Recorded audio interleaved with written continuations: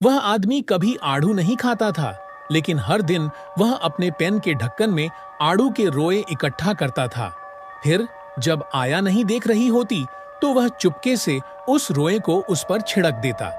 आया को एलर्जी हो गई और वह जोर जोर से खांसने लगी, जिसके कारण उसे तुरंत अस्पताल में भर्ती कराना पड़ा।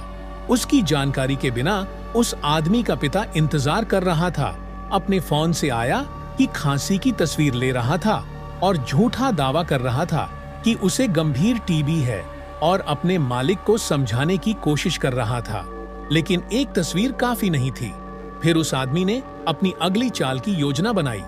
उसने अपनी बेटी को, जो मालिक के घर पर थी, मैसेज करके 3 मिनट में और आड़ू के रोइंग छिड़कने का निर्देश दिया।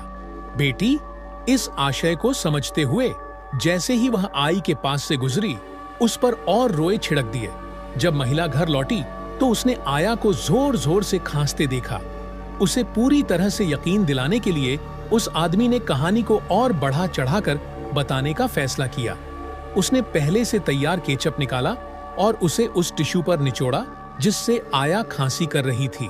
बाद में मालकिन की निगरानी में उसने धीरे धीरे खून से सने ऊतक को बाहर निकाला, जिससे नानी को टीबी की मरीज साबित करने में कामयाबी मिली।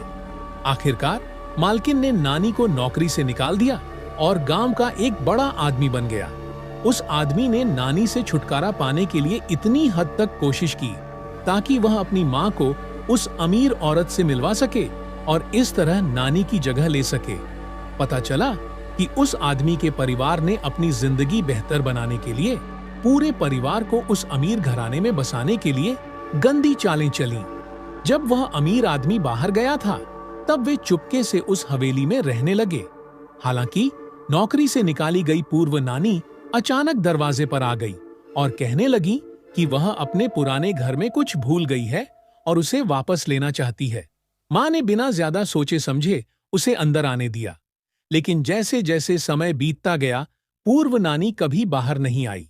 मां को लगा कि कुछ गड़बड़ है और उसने जाकर देखने का फैसला किया कि दूसरी औरत क्या कर रही है। और जब वह अंदर गई तो उसे एक चौंकाने वाला राज पता चला।